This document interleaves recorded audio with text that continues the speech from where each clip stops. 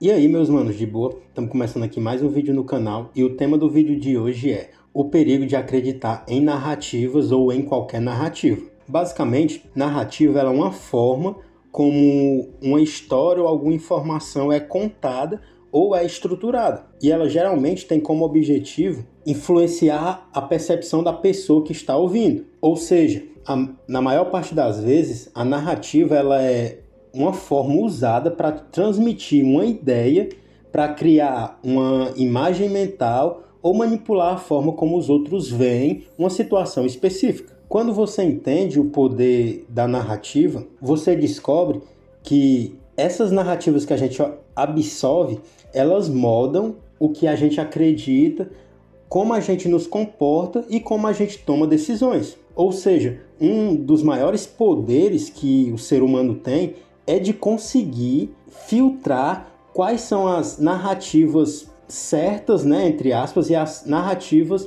erradas. Porque um dos maiores poderes que o ser humano tem é justamente esse de convencer as pessoas por trás justamente da narrativa. Mas se você ainda não entendeu muito bem o que é narrativa, imagine que você está assistindo um filme ou então lembre, né, da última vez que você assistiu um filme. Geralmente a história que é contada nesse filme, né, com os personagens que muitas vezes são bem caricatos ou representam arquétipos, ou então o sexo, a idade dos personagens, né? O conflito que acontece durante o contexto do desenrolar do filme e as conclusões que acontecem também no filme, todo esse cenário que é criado e é passado através de mensagens verbais, né, dos personagens, ou então através de cenários mesmo, de formas onde a cena é feita, isso é a narrativa. Ou seja, quando você assiste um filme, o intuito que o diretor tinha em passar uma mensagem específica, quanto mais ele consegue passar essa mensagem específica,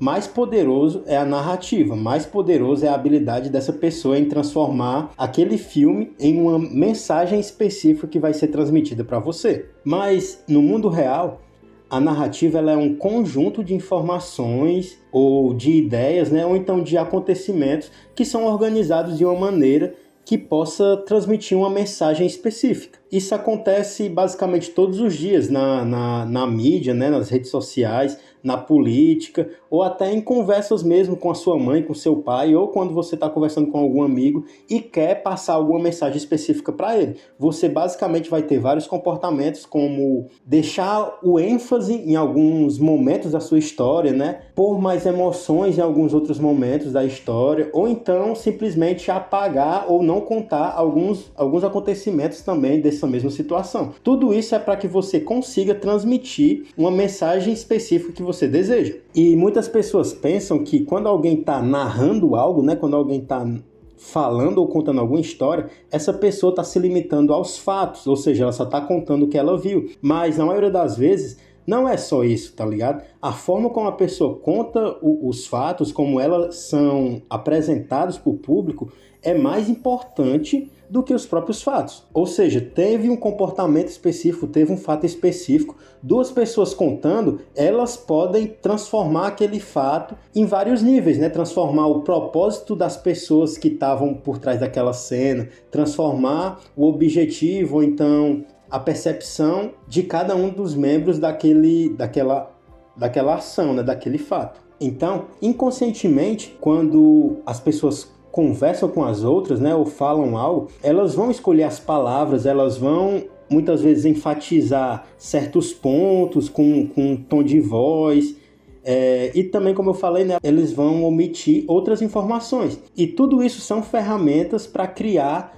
uma narrativa que realmente sirva para influenciar a outra pessoa. Aqui eu separei alguns pontos para você perceber os erros de algumas narrativas, né? Ou então, quando você estiver ouvindo alguma rádio, ouvindo algum jornal, ouvindo algum político, é sempre interessante você observar esses pontos aqui que eu separei para ver se realmente existe uma verdade, uma veracidade por trás do que aquela pessoa está falando e não é só um jogo de palavras feito para influenciar. E o primeiro ponto é que você precisa desenvolver uma capacidade de crítica e de análise, né, com relação à história que é contada, ou as informações que são dadas, ou a sequência de informações que são dadas pelas outras pessoas. Até porque nem sempre, né, o que essa pessoa quer falar reflete a verdade ou então a realidade em si. Um ponto muito importante para se fazer é a verificação dos fatos. Que nem eu falei, muitas situações, quando são contadas por duas pessoas diferentes,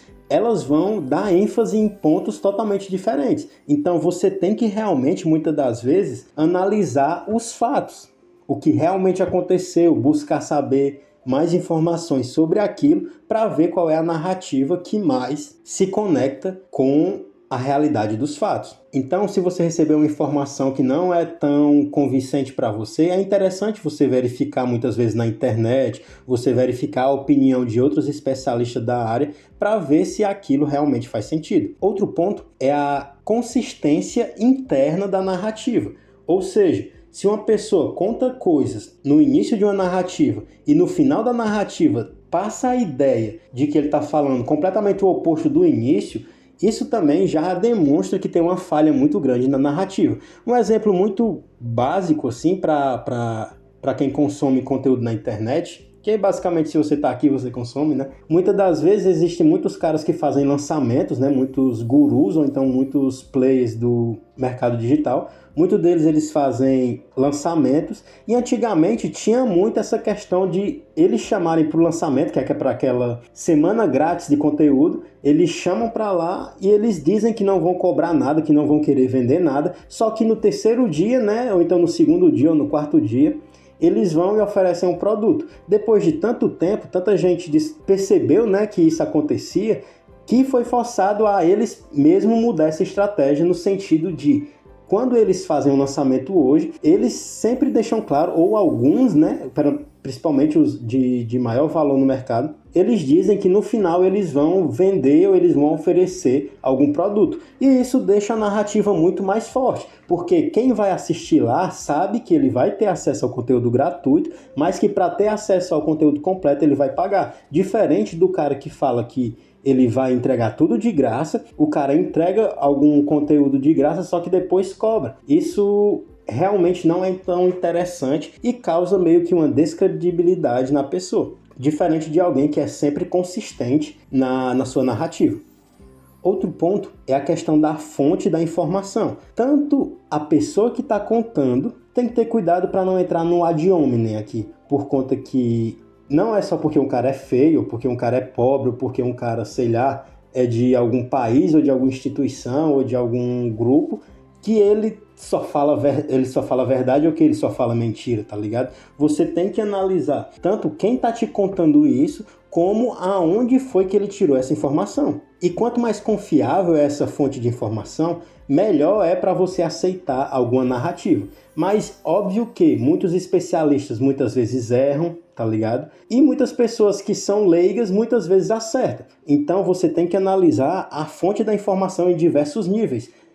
Quem tá contando, quem foi que falou para ele, como foi que ele descobriu isso, tá ligado? Quanto tempo essa pessoa tem nessa área. Tudo isso são pontos que fazem com que você mais facilmente acredite ou não em uma narrativa. O outro ponto é a questão da omissão de informações. Como eu falei, né? Muitos caras quando faziam lançamento, eles não diziam que ia ter que pagar no final, tá ligado? Isso é uma omissão, basicamente ele prefere não dizer aquilo para levar o máximo de pessoas pro evento dele. Só que quando você descobre essas omissões, né, essas coisas que não são ditas, você acaba descredibilizando mais essa pessoa. Então, se alguém está contando uma história ou contando algo para você e você percebe ao longo do tempo de que ele não está contando certas informações específicas, que ele está omitindo algumas informações, é um sinal muito forte de que aquela narrativa não é tão interessante ou que tem algo estranho naquela narrativa. E outro ponto é a questão da simplificação excessiva.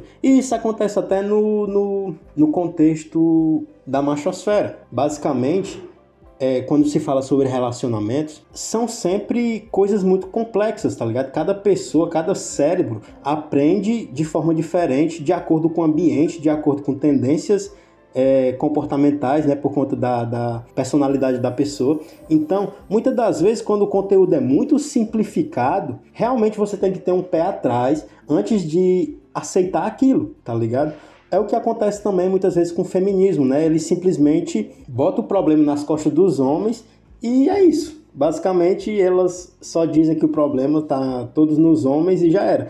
E muitos caras da rede, muitos caras da machosfera também erram quando simplesmente dizem que o erro está nas costas totalmente da mulher. Onde, na verdade, tanto o homem quanto a mulher erram, eles vivem em mundos completamente diferentes, eles têm valores diferentes, mas não existe um mundo maior que o outro, no sentido de existe um instinto feminino e um instinto masculino. Se vocês fossem mulheres, vocês pensariam como mulheres; se você fosse homem, você vai pensar como um homem. E isso é porque realmente são instintos, né? São formas de ver que estão totalmente ligadas à biologia e à forma como a sociedade trata os homens e as mulheres.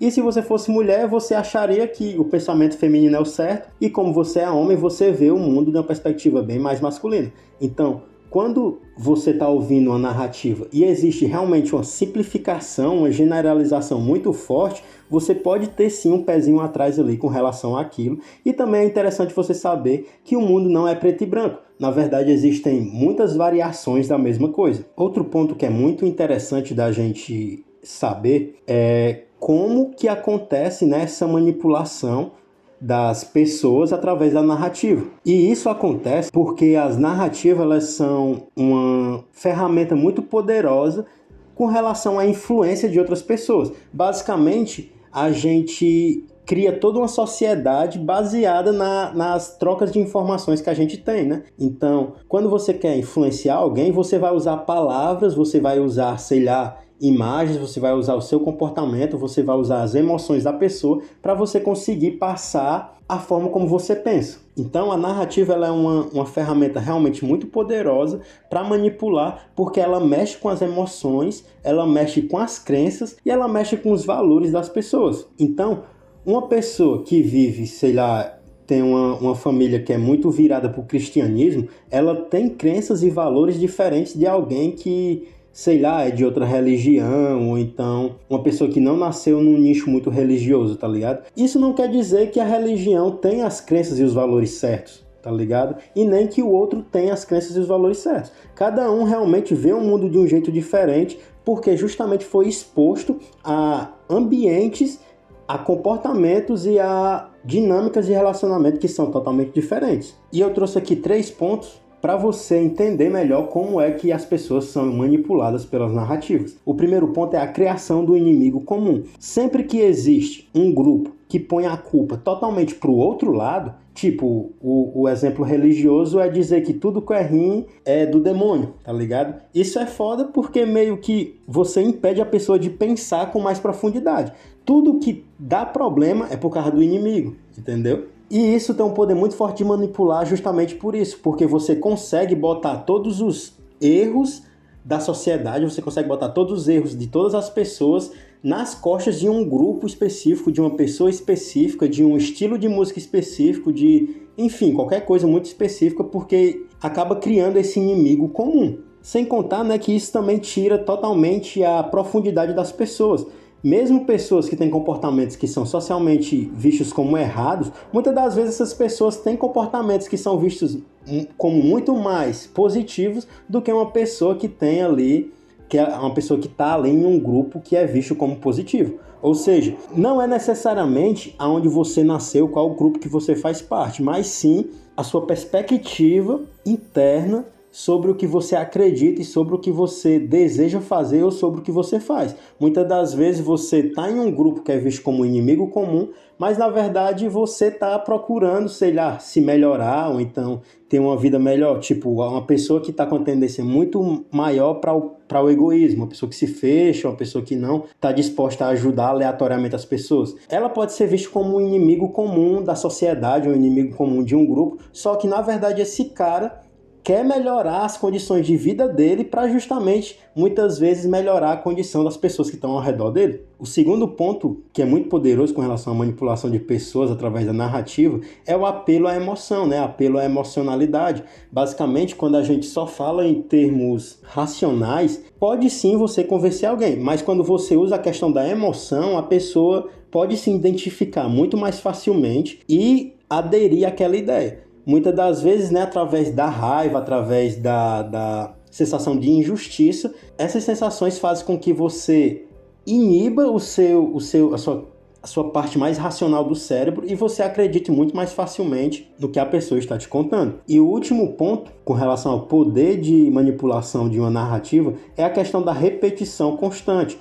Todos os grupos ou todas as ideologias que ficam repetindo muito a mesma coisa, isso mais facilmente entra na cabeça das pessoas. Não estou dizendo que todo grupo que faça isso é um grupo manipulador, mas quanto mais você repete algo, mais facilmente você acredita. É tanto que tem até um ditado popular, né, que uma mentira contada 1000 vezes se transforma em verdade. E é basicamente isso. Quando você vê uma pessoa falando uma frase específica, depois outra pessoa falando a mesma frase, depois outra pessoa a mesma frase, isso entra muito mais facilmente na sua cabeça e tem um poder muito mais forte de te manipular. Então, em resumo, as narrativas elas têm um poder de moldar ou de modificar a nossa visão de mundo. Elas podem nos manipular ou nos motivar, né? Então, é preciso que você tenha uma análise e uma crítica muito forte e cuidadosa com relação ao que você escuta. E quando você entende como as narrativas são construídas ou como elas funcionam,